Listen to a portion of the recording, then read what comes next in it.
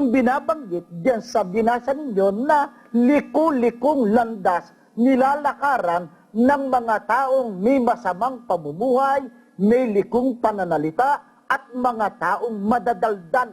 Dalahira po, Naisipin mo pagkababayan, tawag doon dalahira. Huwag naman magagalit po ang mga babae.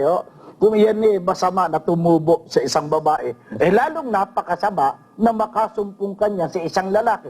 Lalo pa nga ba't kung magpakilala, tagapangaral ng Ebanghelyo. At nag-aalok din po ng dan. Oo. At ito nga, panoorin po ninyo mga magulang at mga kaibigan.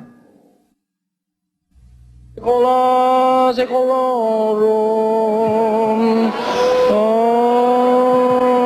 Amen. Kililing, kililing.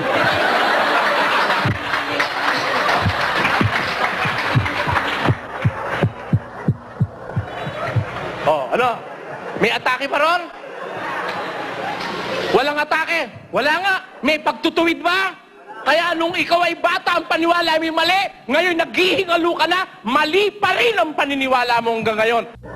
Ang napanood po ninyo sa inyong mga TV screen, mga kababayan, ay si Mr. Eliseo Soriano ng Ang Dating Daan. Siya raw ang punong tagapangasiwa ng Ang Dating Daan, kapatid na rin. Ang kanila pong samahan, ayon sa kanila, mga kaanib sa Iglesia ng Diyos kay Kristo Jesus, haligi at saligan ng katotohanan sa bansang Pilipinas Incorporated. Yung program po nila, Ang Dating Daan.